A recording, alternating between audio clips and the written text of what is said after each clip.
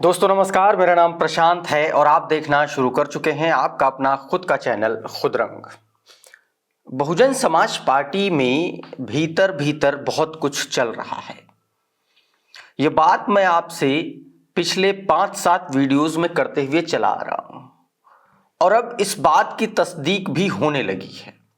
अभी तक जो बातें सोर्सेस के हवाले से आ रही थीं, अभी तक जो बातें सुपर 30 की बातें या सुपर 30 के प्लान की बातें जो मैं अपने वीडियोस में कर रहा था, अब उस पर तमाम सारे लोग, बहुजन समाज पार्टी के अंदर के कुछ लोग उस पर दबे मुंह से इस बात को लेकर के मुहर लगा रहे हैं। उत्तर प्रदेश में बहुजन समाज पार्टी जिस तरीके से काम कर रही है, आज की इस वीडियो में बात इस पर करेंगे।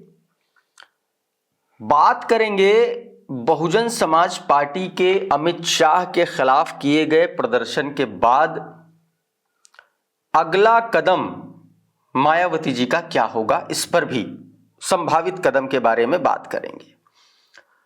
और आखिर में बात करेंगे उस बड़ी संभावना की जिससे इनकार कोई कर नहीं रहा है और जिसके बारे में कोई कह भी नहीं रहा है। तीनों बातों पर बात करेंगे, लेकिन सबसे पहले एक बड़ी खबर जिसका जिक्र मैं आप लोगों से कर देना चाहता हूं।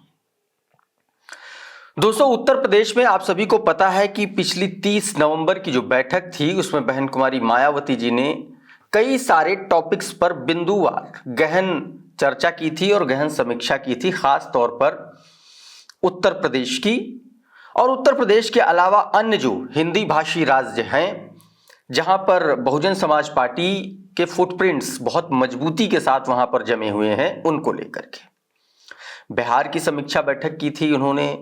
बिहार के भी लोग थे, उनसे भी बातचीत हुई थी। मध्य प्रदेश के बारे में, मध्य प्रदेश के जो प्रभारी हैं उनके बारे में, रामजी गौतम को लेकर के बातचीत, राजस्थान को लेकर के बातचीत, तमाम सारे ऐसे राज्य थे उत्तर प्रदेश के अलावा जहां पर इसको लेकर के बातचीत हुई थी।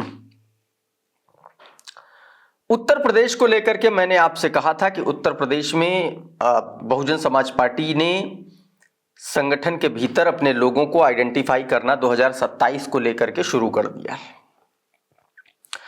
कल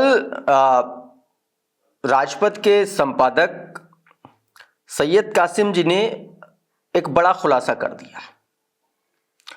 200 सीटों वाला जो खुलासा उन्होंने किया है वो इस बात की तस्दीक करता है कि 30 नवंबर की बैठक में जो बहन कुमारी मायावती जी ने, चाहे वो बामसेफ के लोगों को एक्टिव करने का फैसला किया हो, चाहे वो मुस्लिम, ब्राह्मण और अन्य जातियों का कॉम्बिनेशन, मतलब मान्यवर साहब कांशीराम वाले फॉर्मूले पर चलने का ऐलान के अलावा भी 2007 वाला जो फॉर्मूला उनका था उस पर चलने का फैसला किया हो, और चाहे मध्य प्रदेश से शुरू हुआ सुपर 30 का फॉर्मूला उत्तर प्रदेश और बिहार में लागू करने की बात हो।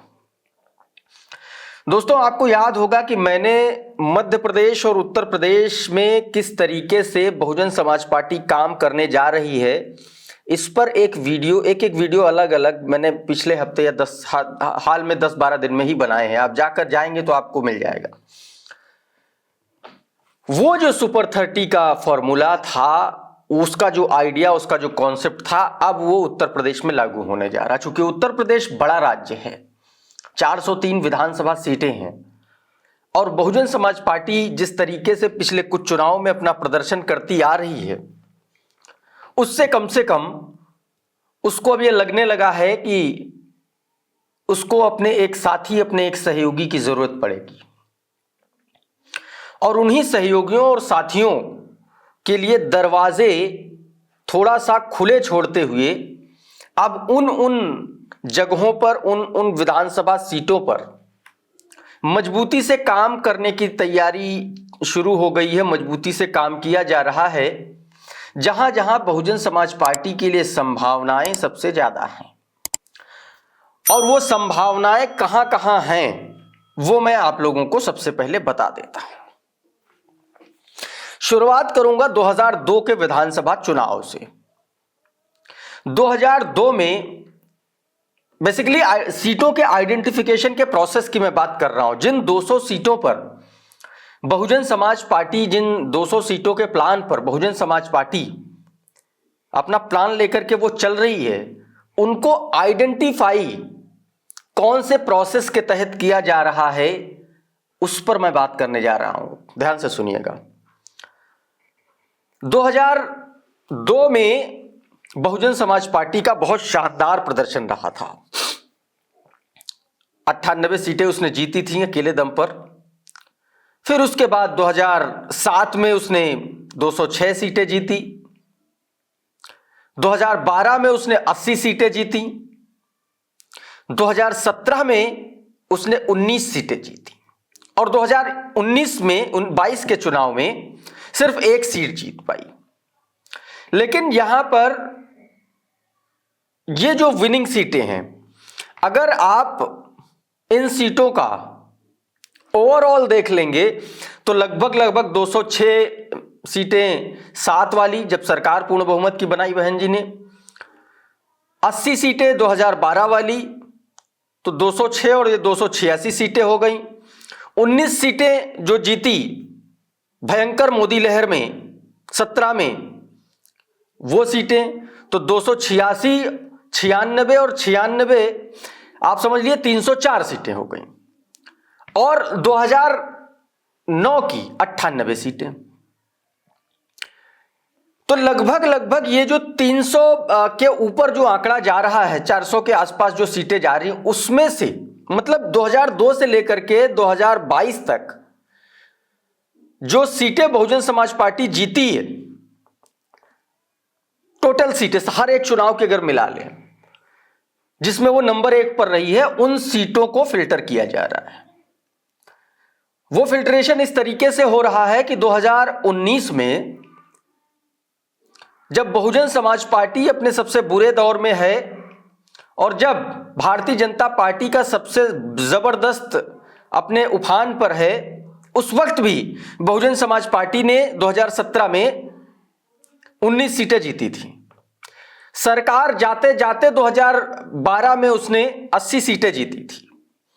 इन्हीं सीटों को लेकर के बहुजन समाज पार्टी इन्हीं सीटों पर अब मंथन कर रही है।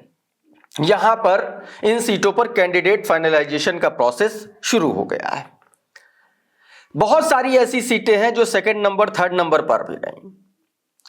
2022 के चुनाव में बहुजन समाज पार्टी भले 1 सीट जीती हो, लेकिन 18 सीटें ऐसी थीं जहां पर बहुजन समाज पार्टी का जो जीत हार का विनिंग मतलब जो हारने का जो मार्जिन था वो बहुत कम था। मतलब इतना कम था कि आप ये समझ लीजिए कि कई सीटों पर तो बहुत बेहद कम मार्जिन से वहां पर Bahujan Samaj party runner up रही।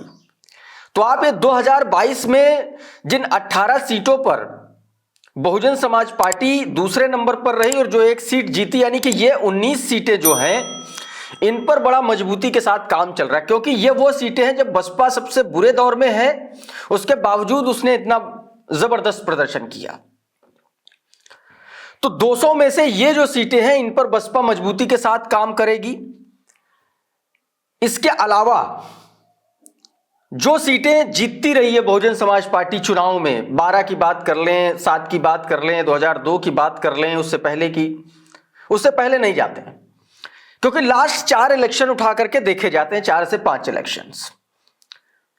अमूमन यह माना जाता है कि विधानसभा चुनाव में कि 4 जो आपके लास्ट 4 इलेक्शंस होते हैं, उन चुनाव में आपकी पार्टी का प्रदर्शन कैसा रहा उसका रेट्रो एनालिसिस करते हुए सीट का जो मार्जिन है, सीट से विनिंग मार्जिन, लूज मार्जिन जो है, उसका पूरा रेशियो निकाल करके जब वो पूरा डेटा सामने रखेंगे तो उसमें सीधे तौर पर समझ में आ जाता है कि वर्तमान में, यानी कि पिछले 15 साल 20 साल में किसी भी पार्टी का, सपोज हम बहुजन समाज पार्टी का ही ले लें, किस तरीके का काम रहा है।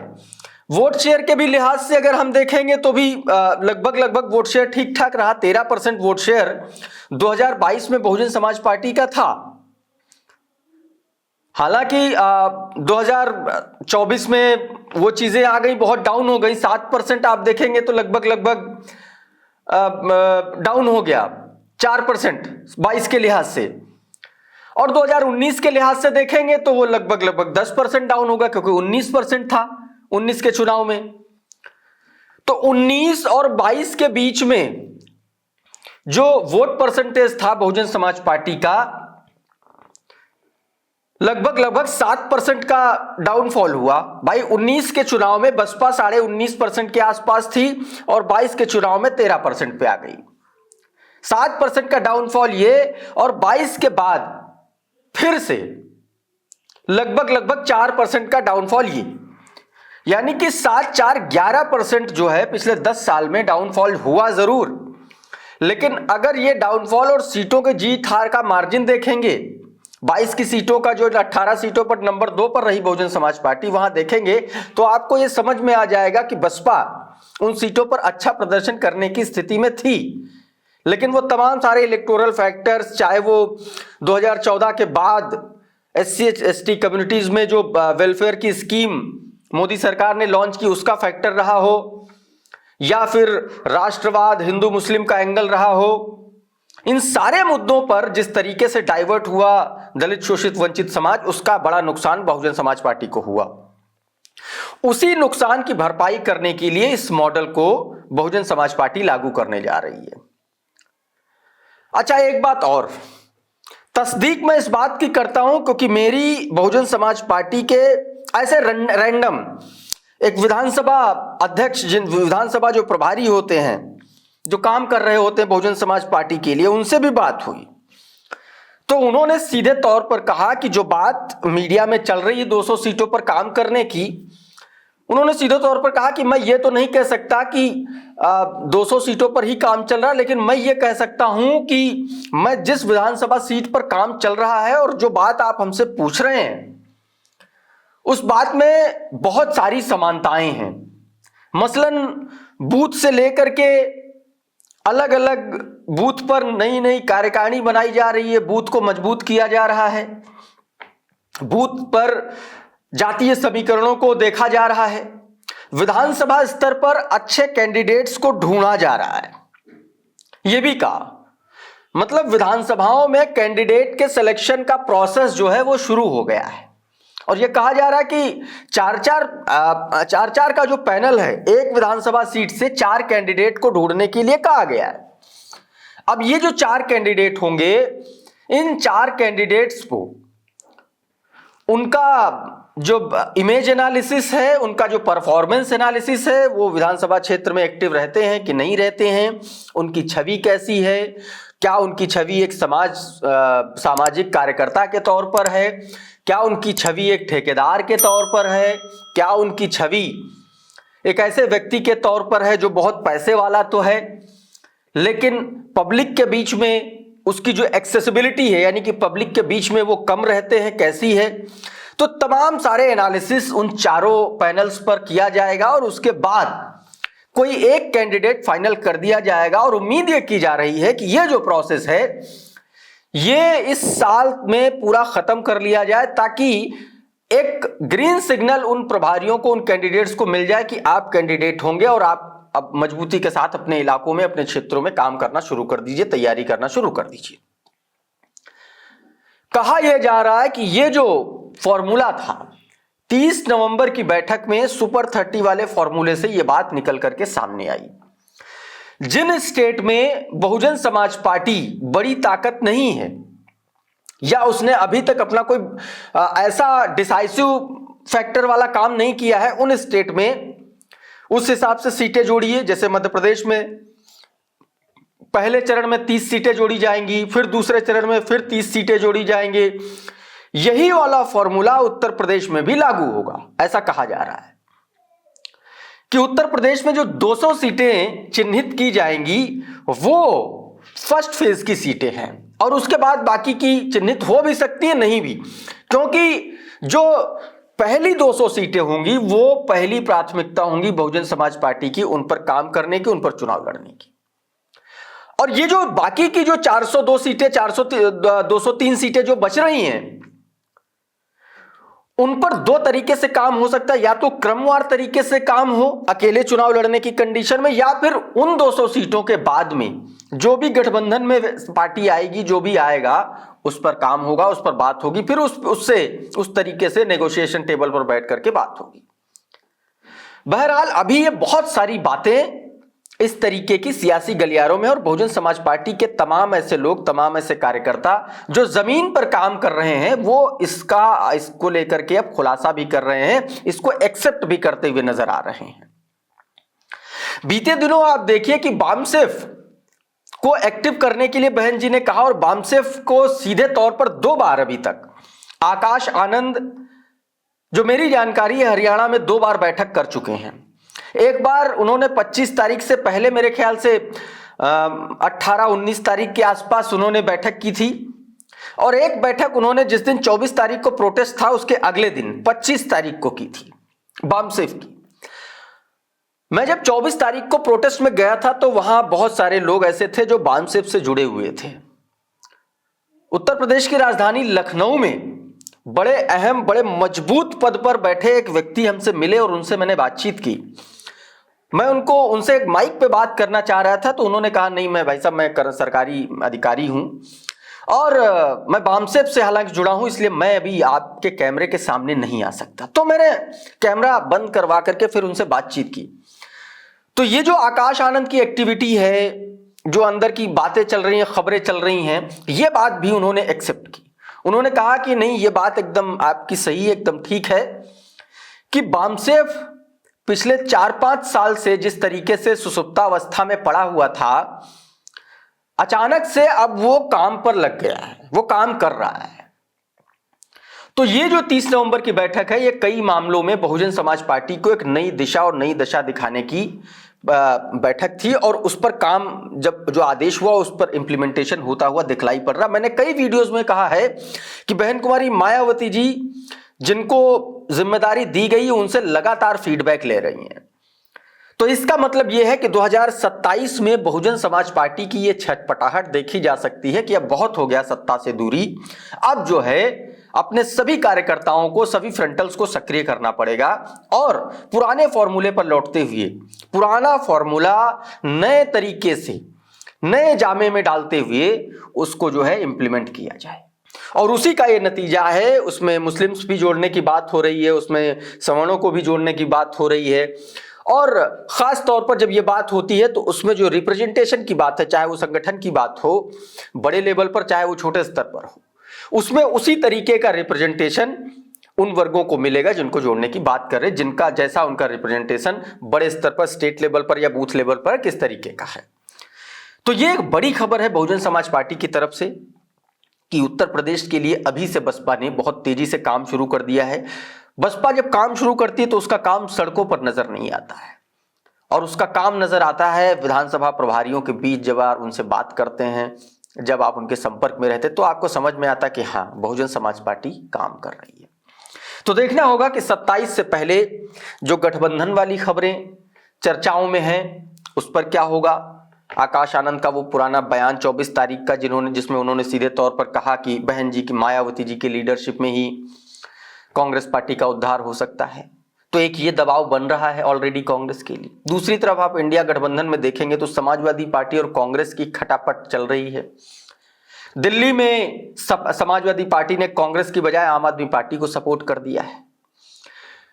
हरियाणा में चुनाव हुआ तो कांग्रेस ने सपा को टिकट एक भी नहीं दिया। महाराष्ट्र में भी कुछ नहीं मिला उसको, 1-2 सीटें शायद मिली हैं। तो अब समाजवादी पार्टी और कांग्रेस पार्टी के बीच में भी तकरार उत्तर प्रदेश में है, यानी कि 27 से पहले कुछ नए समीकरण, कुछ नई संभावनाएं बन रही हैं। अगर समाजवादी पार्टी कांग्रेस से बाहर हुई तो एक बहुत बड़ी विंडो, उसके लिए एक बहुत बड़ी संभावना है कि कांग्रेस पार्टी अगर उत्तर प्रदेश में अकेली पड़ती तो उसके साथ कौन जाएगा। क्या बहुजन समाज पार्टी से भी कुछ हो सकता है? यह भी एक बड़ी बात होगी, क्योंकि आकाश आनंद का बयान, बहन जी का जो पिछला ट्वीट है मनमोहन सिंह को लेकर के, वो जिस तरीके से उन्होंने कांग्रेस की बात में बात मिला दी कि उनका स्मारक बनना चाहिए, उस पर राजनीति नहीं होनी चाहिए। तो बहुत सारी ऐसे पहलू हैं, बहुत सारी ऐसी बातें हैं, बहुत सारी ऐसी ज्वाइनिंग्स हो रही हैं जो कहीं ना कहीं उसको लेकर के भी चर्चाएं हैं ग्राउंड पर। तो एक तस्वीर बनती हुई बहुत धुंधली धुंधली सी अभी दिख रही है। अब ये तस्वीर कितना क्लियर होगी, कितना साफ नजर आएगी चुनाव आते आते करीब, तभी हम लोगों को पता चलेगा, लेकिन कुछ कुछ पक जरूर रहा है। बहरहाल अभी के इस वीडियो में इतना ही। हमारा ये वीडियो आपको कैसा लगा हमें कमेंट बॉक्स में जरूर बताइए।